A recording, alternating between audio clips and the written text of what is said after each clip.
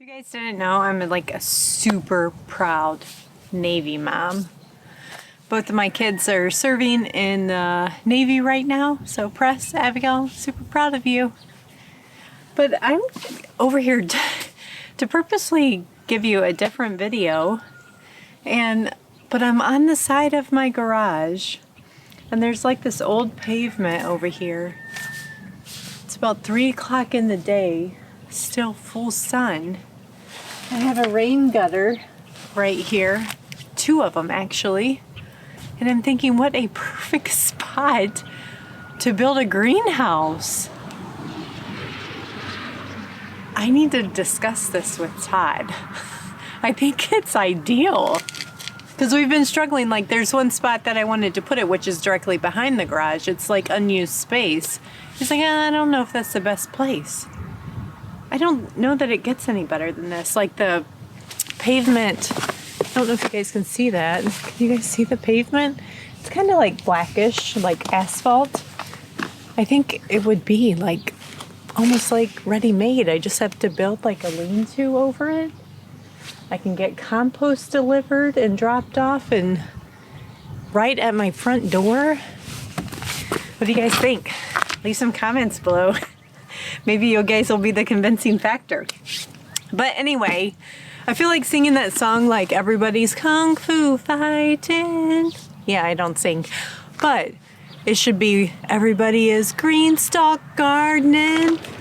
Because everybody is getting a hold of these green stalk vertical planters.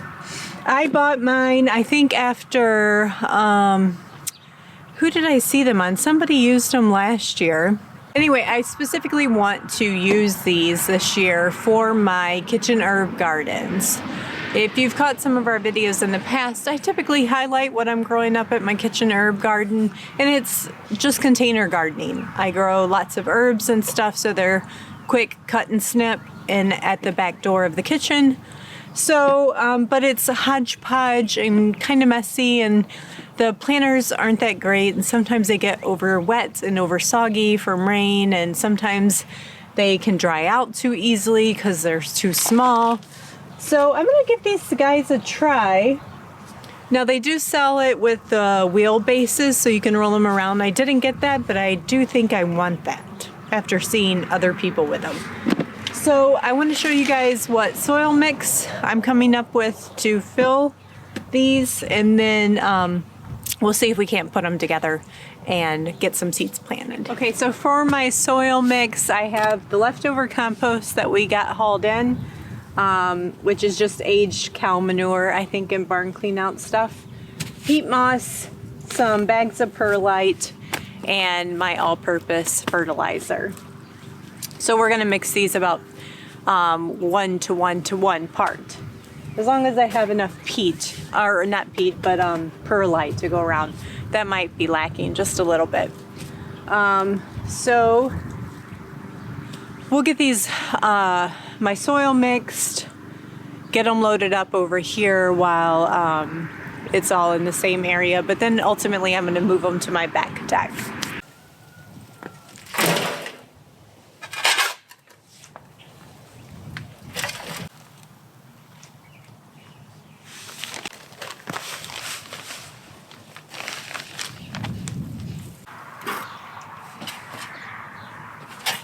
Not quite sure if that'll fill just 1 or 2. We'll see. But I'll add about a cup of, or maybe half a cup or so of organic fertilizer. And then they sent 2 sample bags of worm castings. So I won't have enough to do all of them, but I'll use what they sent.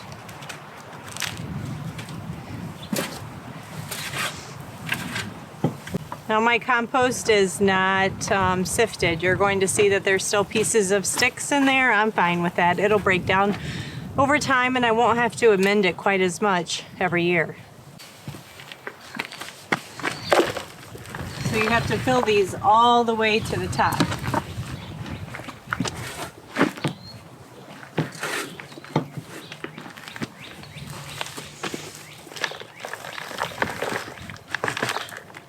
Alrighty. One down. 11 to go. Alrighty, I have one set filled with my potting soil. I'm going to water it down really well before I plant anything in it. I think a couple of them, like this one, I still need to fill in just a little bit.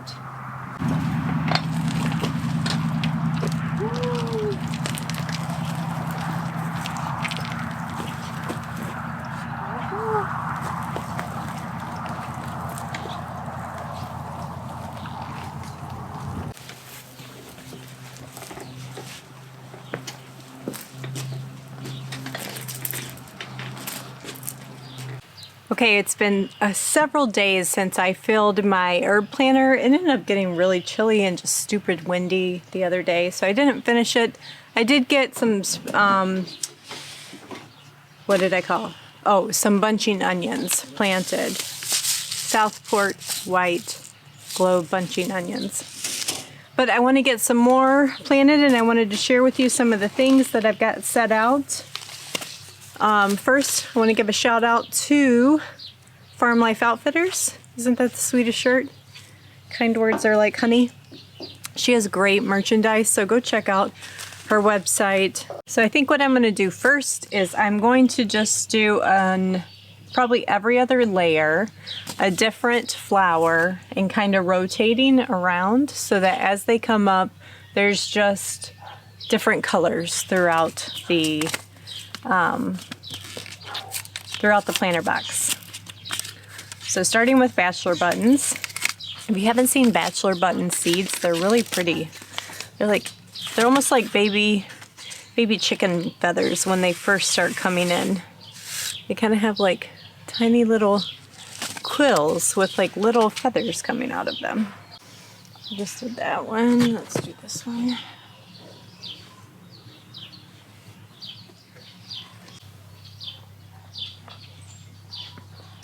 Anytime I have anything extra, I have a planter box right down here kind of behind you guys.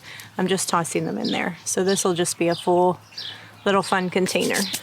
Okay, now we'll start on the second row, and I planted, I don't know if you guys can see my finger. Yeah, I planted bachelor's buttons here, so I'm gonna come over one and up one and do my petunias here. These are a dwarf petunia from Baker Creek. I won a seed haul one time from Fit Farmer, and that's who I got these from. And a funny story about petunias, I've never ever grown petunias, I'll show you guys, in these pods where we planted some baby pine trees, and they keep coming up every single year. So they must be a very easy self-seeding plant. Let me show you.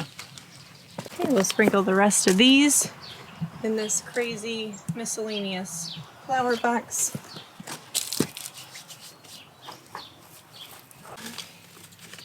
Well, maybe we'll go ahead and do a little bit of St. John's wort and chamomile I can plant. I'll probably just try a couple since I didn't have good success the last time.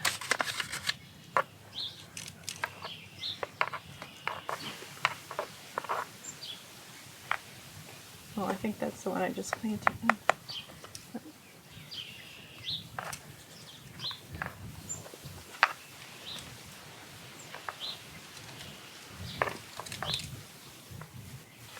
So St. John's wort, it says just sprinkle on top. Okay.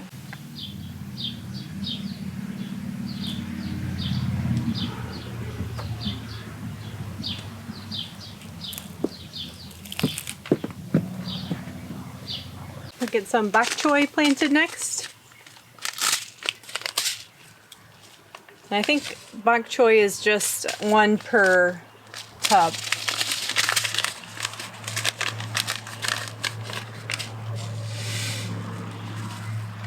I'll still plant a couple seeds just to make sure I get a start. Any tips on growing in these Green Stalk planters? Leave them below. This will be my first time. Oh, I need to plant my cumin.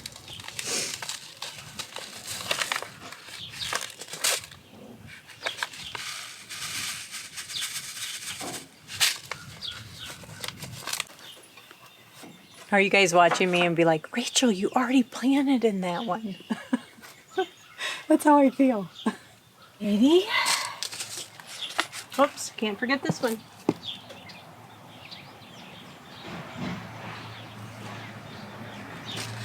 It'll be a fun experiment to see what comes up in that round planter.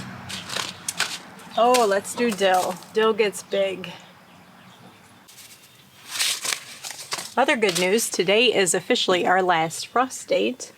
I do see one day next week that gets low, like 36, 38, something like that. So hopefully that doesn't get us too bad. So I'll plant one dill here.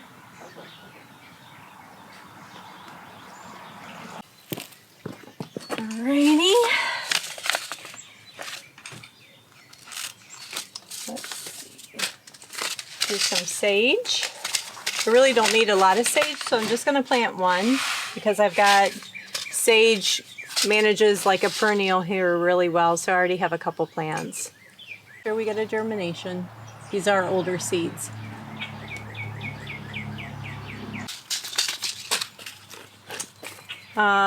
This is from So True Seed, Greek oregano. I've never had much success starting oregano from seed. I've tried many times, and that is one of the herbs I typically buy as a start from a greenhouse. But we'll see if we can't have luck. They are the ittiest, bittiest seeds you could ever imagine. I'm way up here. I'm planting up at the top. Parsley. And this is the curled parsley, which I prefer the flat leaf. And this curled parsley is another herb that acted like a perennial for us. At least it overwintered really well. We still have parsley growing today from last year. All right, one more. Cilantro. Now, I did an experiment last year with cilantro. It's not really an experiment. It was just the first time I did it. I grew cilantro with my fall plantings, and it did way, way better than my spring plantings. I was even harvesting cilantro with no frost protection, nothing, all the way into January. So that was pretty remarkable.